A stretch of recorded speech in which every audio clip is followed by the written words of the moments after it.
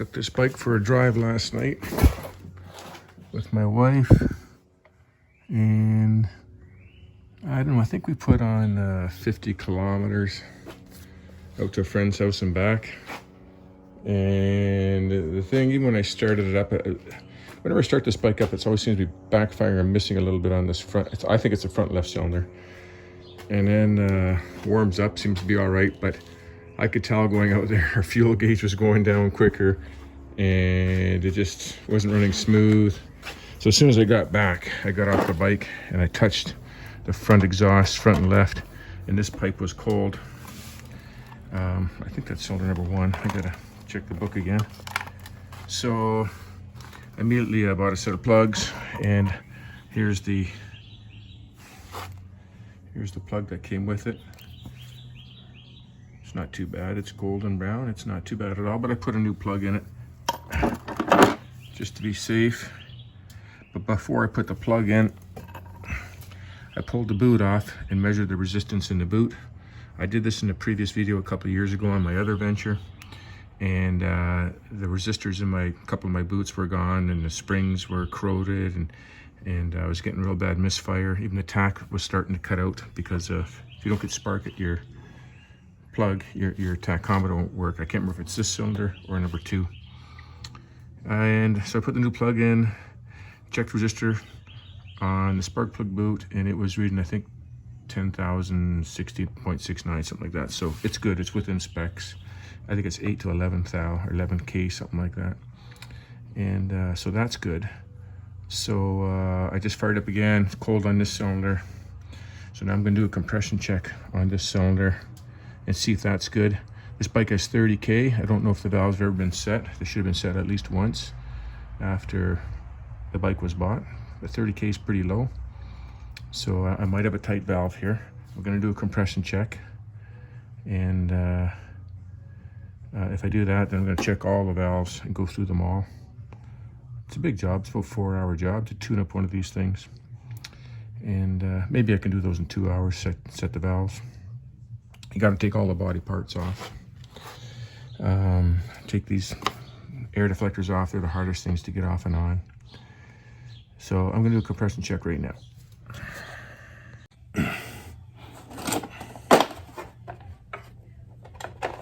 Not real good lighting. Oh, it's working outside here. It's a dark day.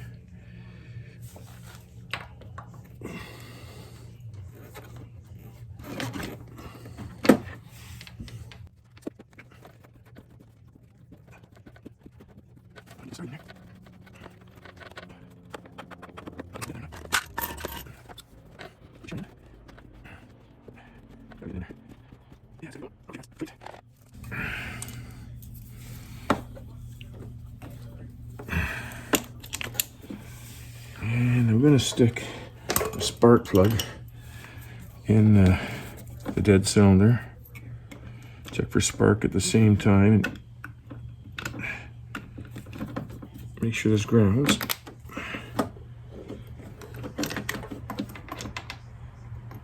Okay, let's see what kind of compression we're getting here.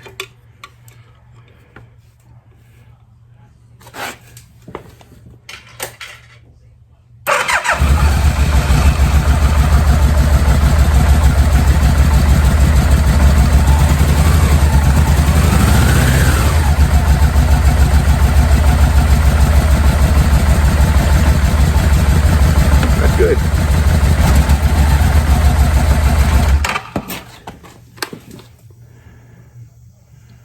Leaking down real fast.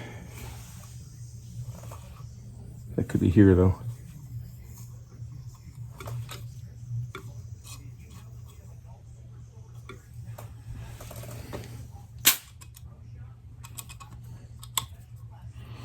That could be my gauge screwing up.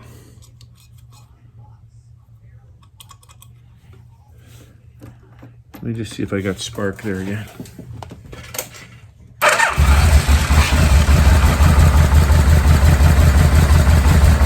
Yep, good spark.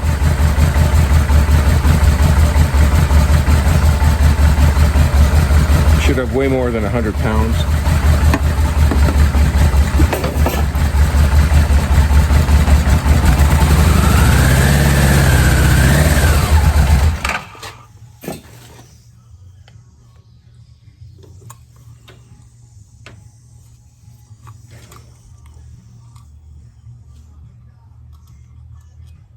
There.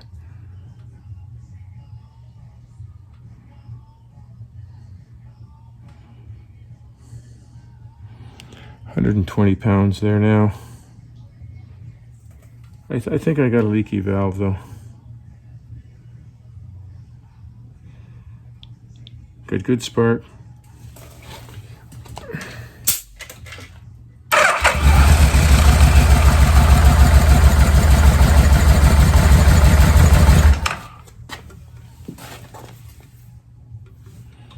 Like 100 pounds, 90 pounds. Might have a little leak at the screw right here, but yeah, I think I've got a tight valve. I can smell fuel, unburnt fuel, going through the engine.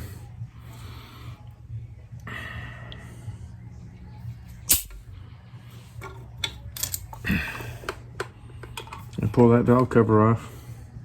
I gotta pull everything off. I gotta pull this lower fairing off, pull the other side off, pull this out, and check this front one. That's what I gotta do. Gonna do a comparison of compression on this cylinder, the good one. First, right here, just pulled out the air dam. That's the hardest air dam to get out. The other one's pretty easy. You plug the coolant thing back in.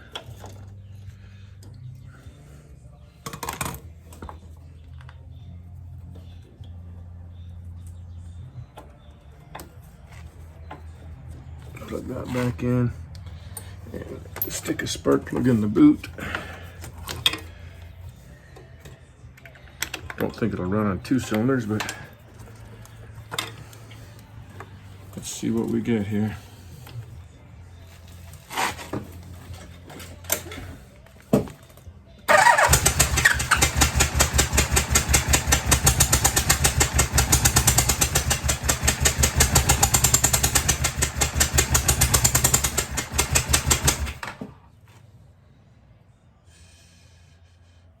$150, and it's staying there.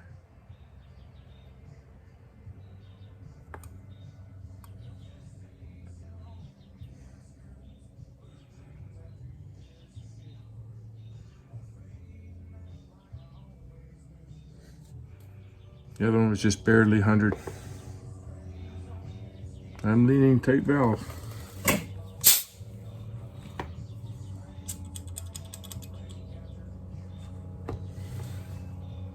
I'm thinking I can get that out without taking this fairing out.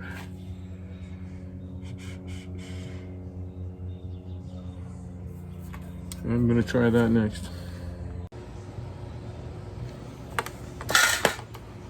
I'm gonna take the horn off just to get it out of the way. It's just 1 bolt.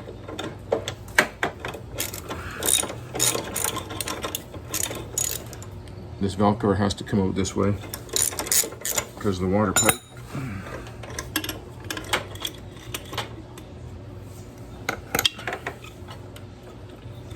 Just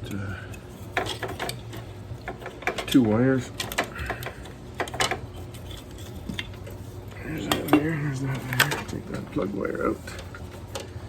And then I use the ratcheting 10mm. This is snap-on. It's kind of a must for doing this, I think. And then I pack some rags in here over the exhaust because there's oil in here and often it'll drip out. So I'll put a rag on either side.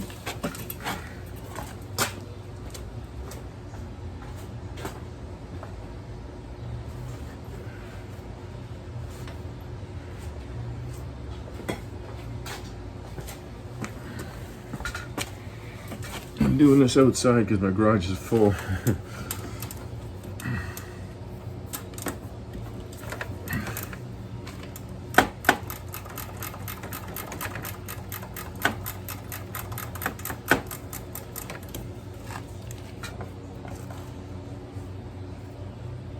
If I find any out here, then I'm doing the back one. Should do both. Got this little chipmunk running right beside me here. He's looking for peanuts. Little guy, he's around here somewhere. under my barbecue. There's 1 to 8 of these to take off.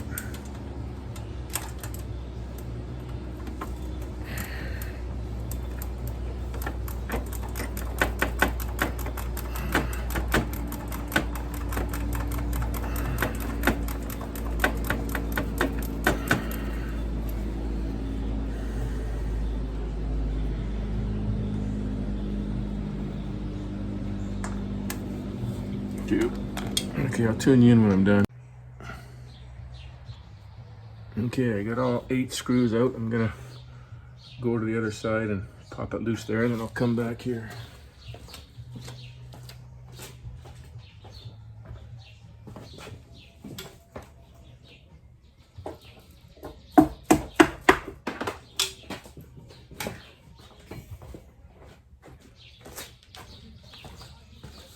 Oh, get my chair.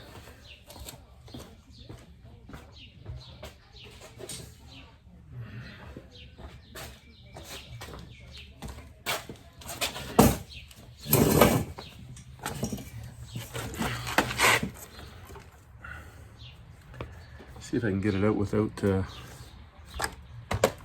popping the gasket off. That's the hard part.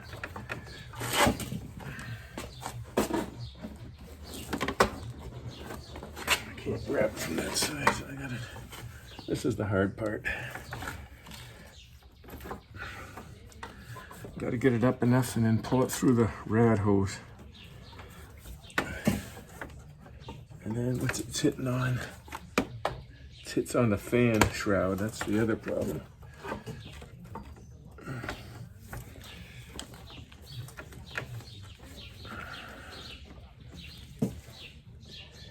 Yeah. The rad fan there. Oh, down there. I've never had to take the fan out, but I might have to loosen it off. I think I'm gonna, just to make it easier. I don't remember ever doing that, but I think I'm gonna undo the 4 rad bolts just so it comes forward a little bit. It makes my life easier.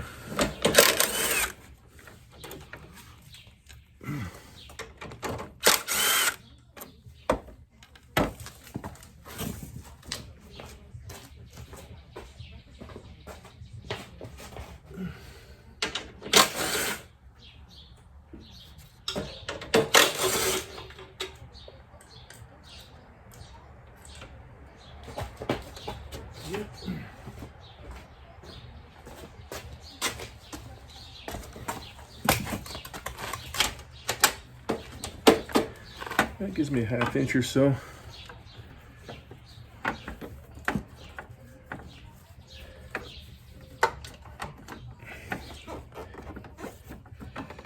It's easy if the rubber sticks to the cases here, but in my case it's not. And then you got to get it through this corner here.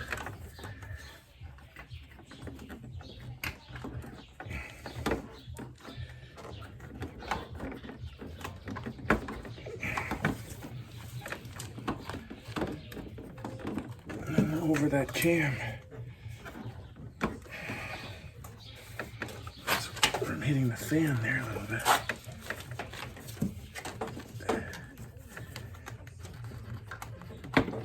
There, I think we got it.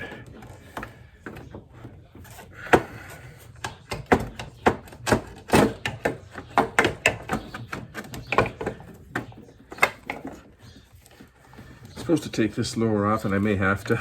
I'm just trying to avoid it right now.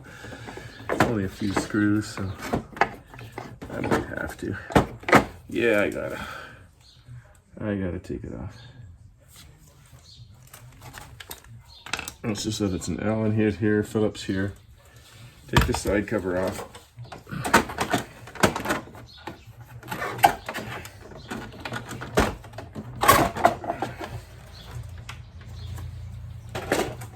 Okay.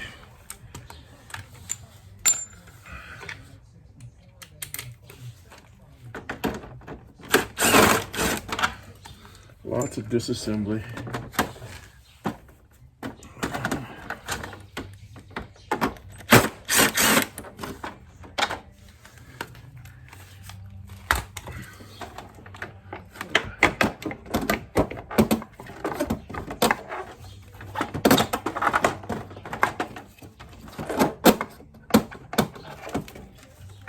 It's caught on a strap right there.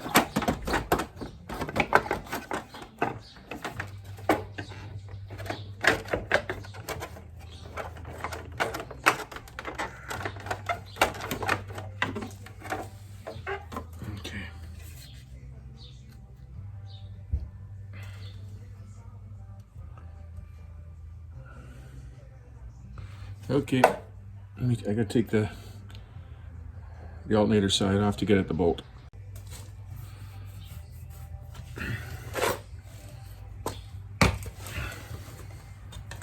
Okay, gotta take these two screws out here so I can turn the engine over. Ooh.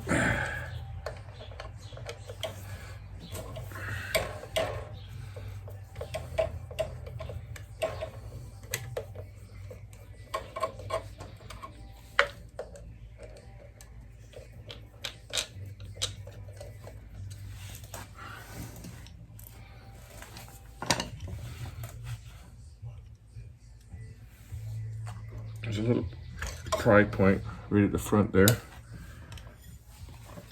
Okay.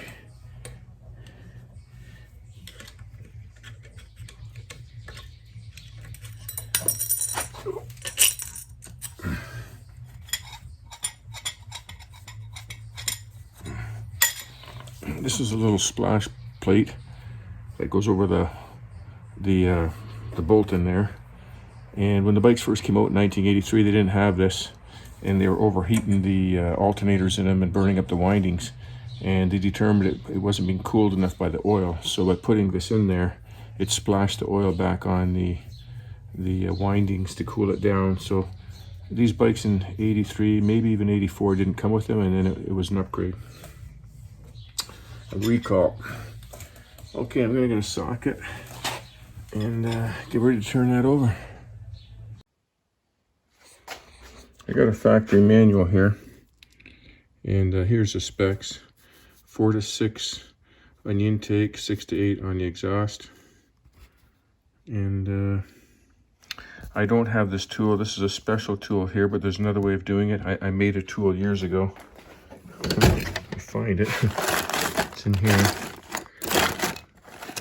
It's a wedge type. It'll work. I use it for Honda. And it's the wedge type that I made it exactly. Here's the lock. There's the wedge. And then I have the lock bar here too somewhere. I gotta find that. Yeah, this locks the bucket down. I made this 35 years ago. And then there's the wedge. Push the bucket down if we need to do that. First I'm gonna check the specs. 4 to 6, 6 to 8. So let's do that next. Here's my ratchet. 19mm socket. And turn it counterclockwise. That's the way the engine turns. Now I'm going to turn that.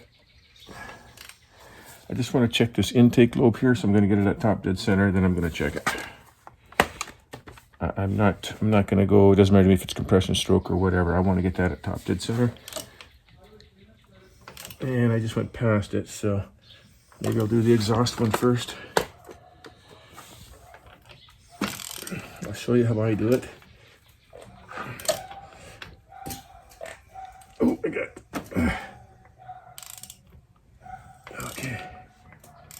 Okay, the exhaust one's just coming up pointing up, so it's near the bottom of the lobe. I'm going to go get my feeler gauges.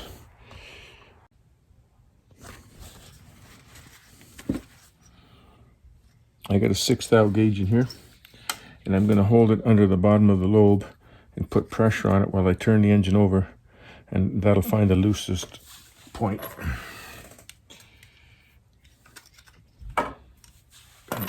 Just make sure it's not going to go in there right off the bat, which it might. Yeah, it's going in right off the bat. So we know the exhaust valve's not tight, but let's see if it's too loose. Go to 8th thou.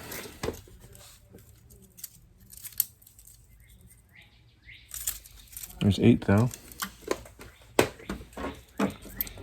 And see if I can get it in there. Yeah, I can get an 8 thou in there. So now I'm going to try 9.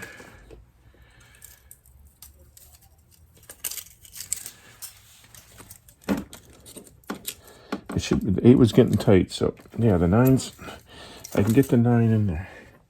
But I'm going to turn the engine some more, turn a little bit of time, and see if I can find the lowest point.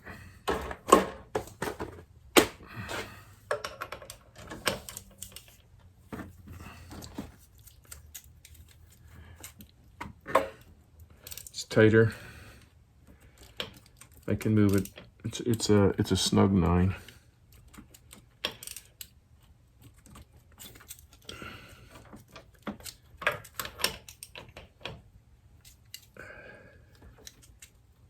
Now that point, the low point is pointing straight up. It's actually tightened up.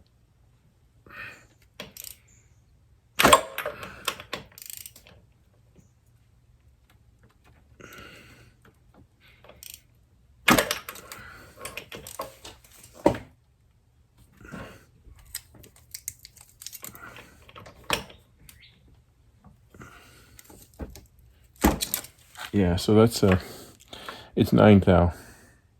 It's supposed to be 6 to 8, but that's not what's causing my problem. So now I'm going to go to this one.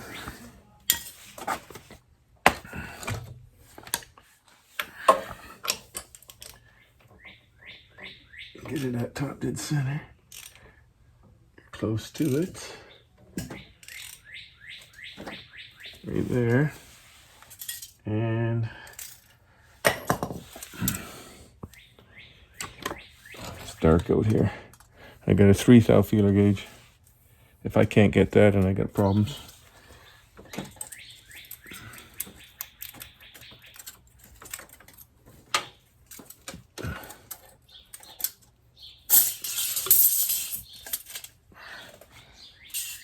Let me see if I can find a 3 on here.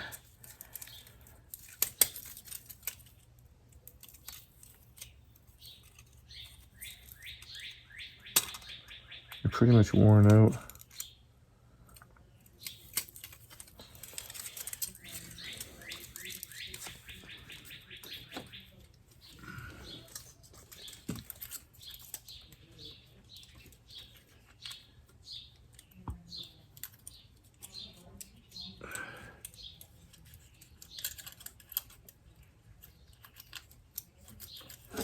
That's a 4 thou. Goes in good.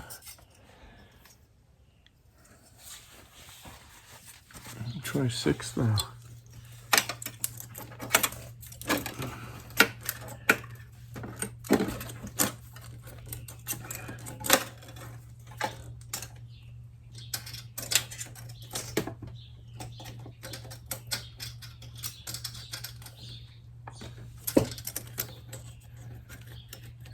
Six thou is loose.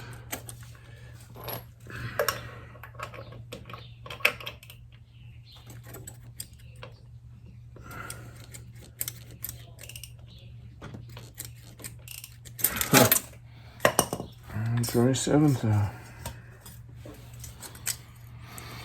That means I got other problems.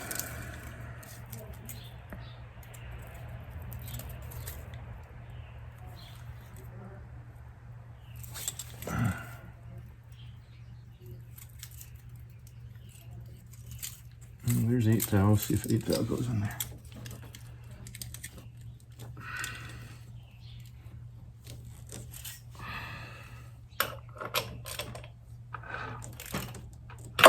Go back a little bit here.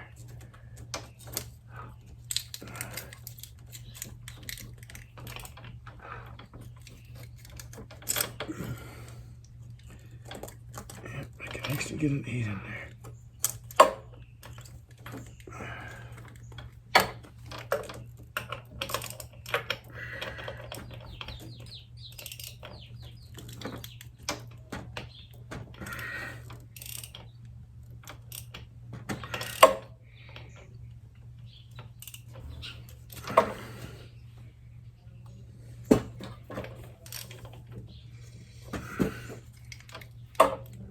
Go back here.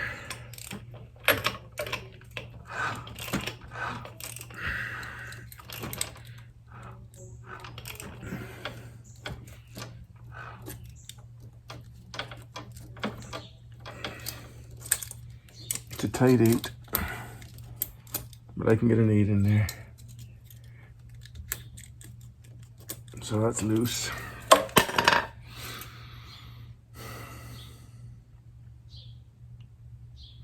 gotta write them all down. Write them all down in the right order, and I think I'm gonna pull them out. They would run good like this, but while I'm here, let's see if I can fix it, make it perfect.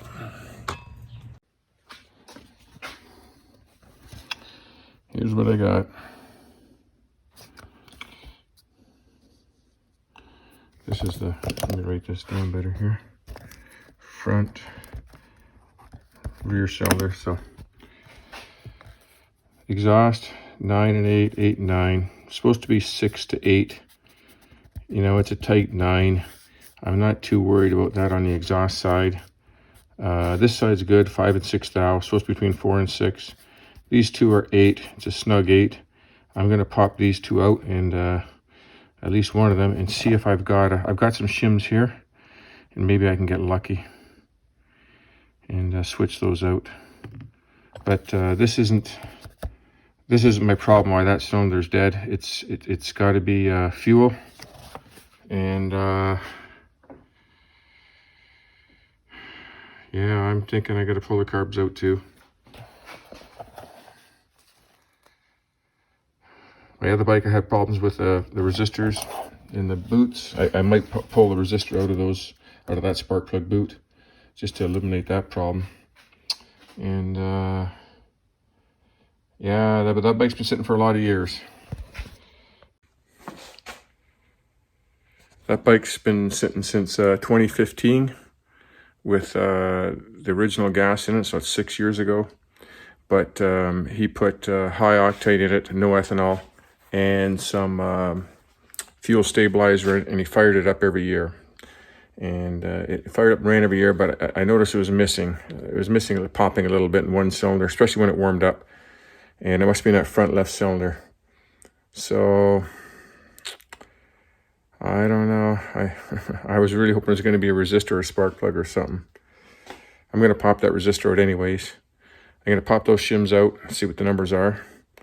And if I don't have any, I'm just going to put it together for now. And I know what shims to look for. That's not my problem if they're a little bit loose. And then I'm going to pull the carbs off.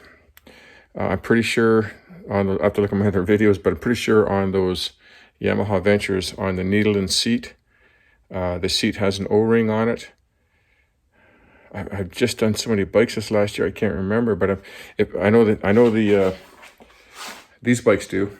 They have an O-ring on the seat, and they rot out. And once they rot out, they just flood fuel in there. But it still should fire up on there. It shouldn't. I can smell fuel when I'm driving it. So, okay, I'm gonna pull those shims out. First thing, well, the lobes are pointing pretty much to the top. I'm just gonna turn it back a little bit.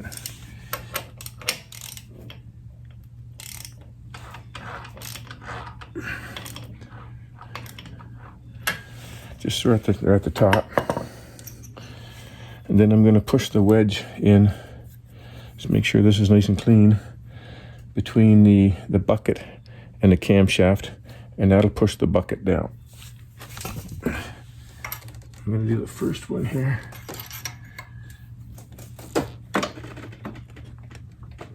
I think I got it down there. Now this should be at top dead center compression stroke, just so your valve doesn't hit the piston, but I don't think it can. And then you slide this bar in right beside the bucket. Say this is the bucket, and it's this little edge right here. You see the little edge around the outside? You want this to sit right there, and that'll lock it down, and then you can pry the shim out of the bucket holder. It's going to be hard to do this, so I'm going to have to, I don't think you're going to see nothing on camera here.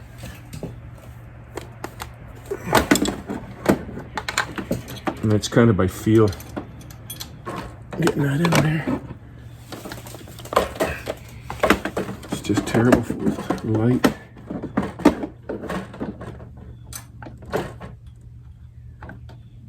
hard to do here. Okay, I got it pried up with lots of finagling. Once you do one or two, you kind of get the feel for it. And then you got to have a little magnet. Pop it out, hopefully I can get it out. Sometimes if you don't get it down enough, you can't get it out. Or if the thing's holding it in there, which it might be. My little arm might be in the way.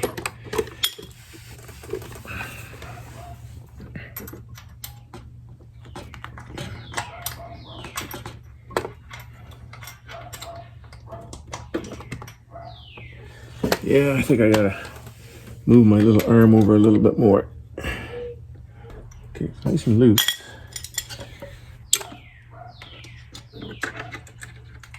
There it is. Like that, it's like fishing. Okay. Let's see what the number is on this one.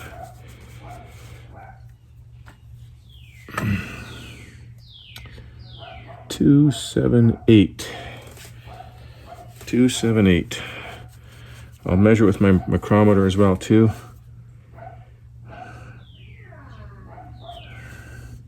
Let's go check it out.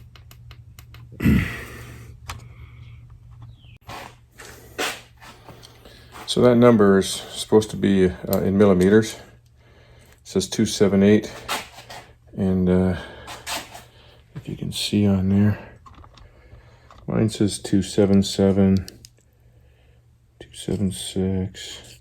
I think it's around the 278 mil. I'll zero it.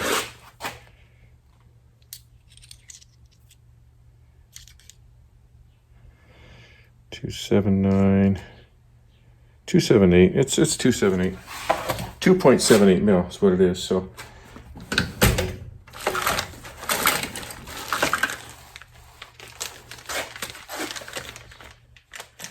yeah, I think these Suzuki ones are bigger. Yeah, I got these Suzuki ones.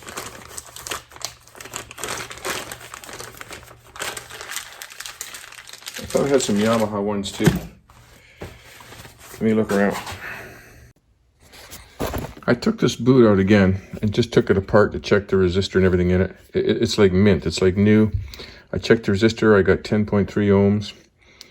But I can't get continuity from one side to the other here. I'm getting like zero every time. I think I get no continuity now. I took it apart, cleaned it again, put it back together. And I can't, even with the resistor out.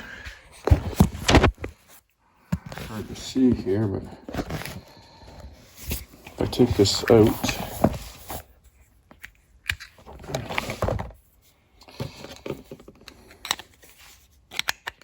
Yeah, put you.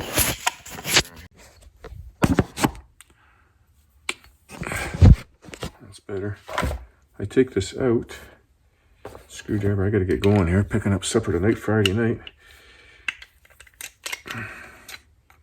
Like, that's bizarre. This thing I checked out fine. I had spark before. It must have been intermittent. So here's the things that usually go. You usually get corrosion on the end of the screw cap here and this resistor in your plug. There's the little resistor there. I just kind of cleaned up the ends a little bit with a little bit of sandpaper. And turn this on. I don't know if you can see the numbers in there, but touch it. That's infinite. And then I touch one onto one end, one onto the other end.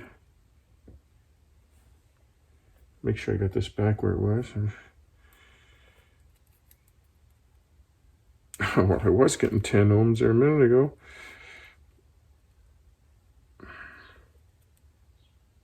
There we go, 10.32 ohms. Okay, and now, if I can stick this into the bottom, which I can't, let me just make sure I got good continuity here. Yeah, so this thing doesn't reach all the way into the bottom. So I stick a piece of copper wire right down to the bottom, right in there, and I hold this on there. And then this in the other end, and I'm getting no continuity through this thing. Nothing. So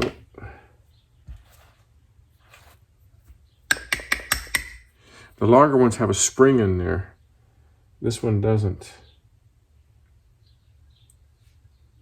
But I'm getting no continuity through this, so this might be my problem. I'm gonna fix that or replace that. I gotta go. Next video.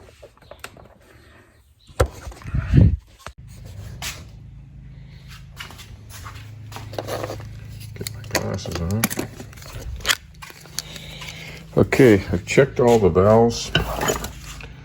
I've got all the valves set except for these two. Front cylinder, left side, 2 intakes. I need a 285. I changed these 2 valves here. This one, it was at 270 and 275. And how I did that was I took this valve shim out, which was 278, which is about 1 thou, a little more than a thou. So that gets me up to, like, it was 275, I put a 278 in there, so that gets us down to 8 thou. So now both of these are 8 thou within specs, so I'm swapping them. And then this valve was a 270. How did I do this now? Yeah, I put the 270 down here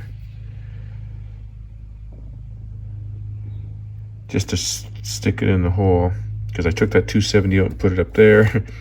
And then that 275 shim I need it over here, because this is 9 thou, and that's going to give me 2 thou more, 2.5 thou more. So now I've got that one down to, I put the 275 shim in there, and now I got 6 thou clearance in there. Needs to be between 6 and 8. So I swapped them around a little bit. The rear cylinder, they were all perfect. They were all within specs. So it's just the front cylinder a little bit, and I got a bad spark plug boot here, and I got one ordered. Should be in tomorrow. Really hard to find these valve shims. I can't find them anywhere locally. I can order some off eBay, but it might take a month to get here. I got a couple other places I got to call on Monday, and then there is an Yamaha XS Cycle, I think it's called. They got a website, and I'm not sure how quickly they can deliver it, but I can actually get some delivered to my American post off box over there, the UPS box. They're opening up the borders here too a little bit for people that are vaccinated, which I'm not getting vaccinated, but might have some friends that are going back over there, back and forth. I might be able to grab my parts. So that's what I'm doing there. One other thing I was going to explain to you, this is the tool. This is the Yamaha tool. It's a half loop, and it fits on this hex, onto the camshaft, which is hex shaped like this. And I don't have that tool, and I'm always leery of using that tool because it locks onto that camshaft, and then you roll the engine over and it drops the bucket down. And what I explained this in one of my other videos a couple of years ago. What I've seen is a mechanic put this in, and then he rolled over the engine, and you know, with the cam chain and the weight of the engine, all of a sudden it starts to turn on its own, and this thing came whipping around and broke the valve, the head. It broke the valve cover, broke the aluminum, broke a chunk right out of it. So it's a little dangerous using these things, you know. It's this, because your cam will always start to roll on its own once you get to a certain point, and it broke it out. So yeah, those are all set. I think this bike will be all. I think it'll be all good. I'm gonna cut this thing in half and see why am I not getting continuity from the bottom to that tip right there. Is there something missing? Is it corroded? Because nothing else was corroded here. So I'm gonna cut it here, and then I'm gonna smash it and see what we got.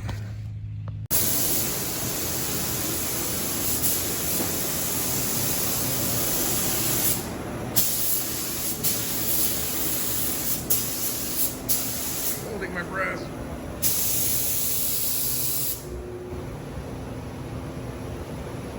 That's gorgeous. I gotta go over and get some air. Trying to hold my breath. That's so obvious. Yeah, just one sec. Let me get one more here. Look at the color changing on that. Nice.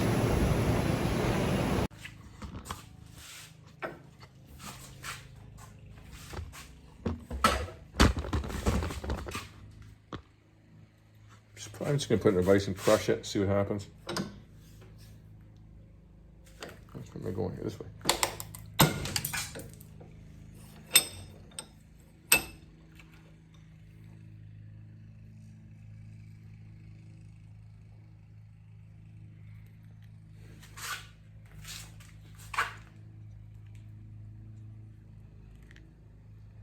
It does look like to be all arced in there. You can see it's all purplish blue. Sometimes you can smell it, when it's all burnt like that.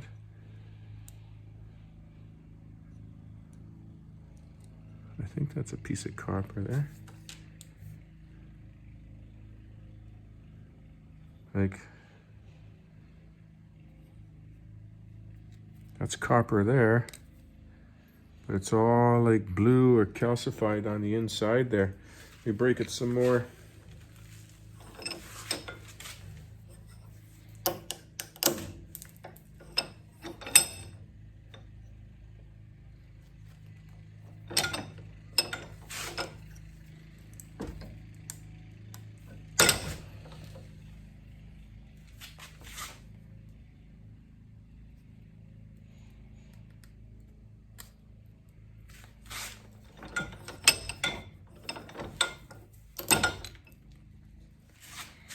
There's the little screw-in part there.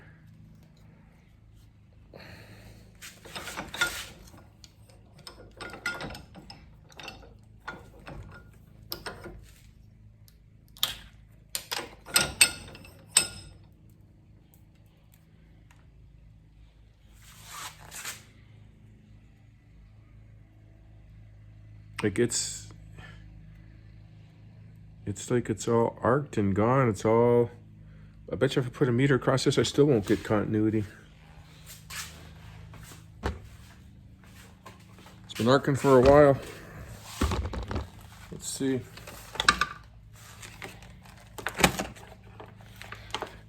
If this is the case, this is 3 different, on, got that there.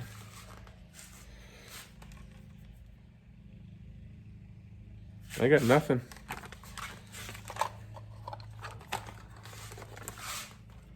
If you can see that meter here. Yeah, you can see it there now. I put it on here. I touch it on the inside. I got nothing. Wow, that was my problem. I've taken apart 3 spark plug boots, 2 on my other bike, and I've got 3 different issues. This is crazy. That arced that much, it blew out the inside of that, and it's all calcified, so I've got no contact there. That's good, because now I know that's my problem. On my other bike, the resistor was burnt just black like powder, and then so was this, just black carbon there. I had no contact in there. So I end up, this is the exact same size as a Yamaha idle circuit jet, so that's what I end up putting in there.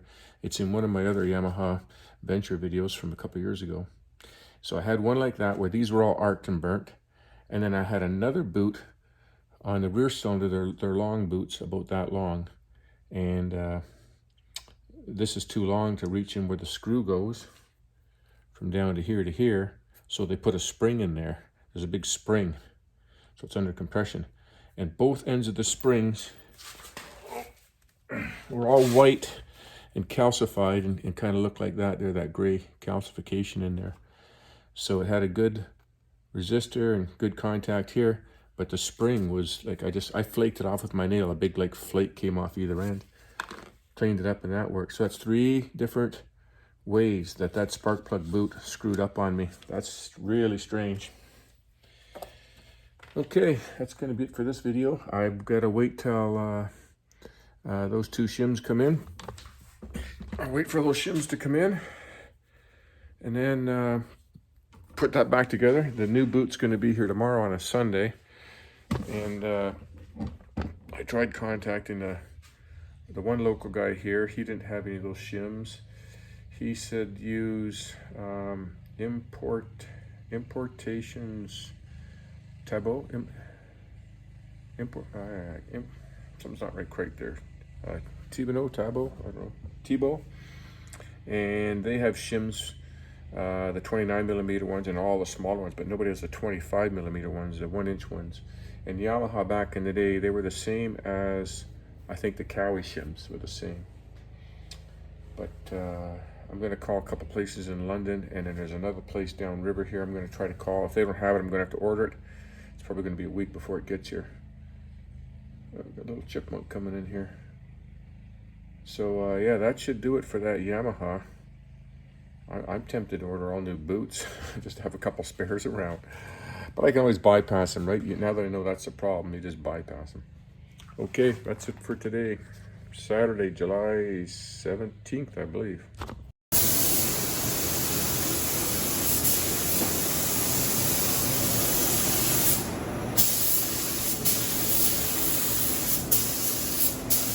Holding my breath.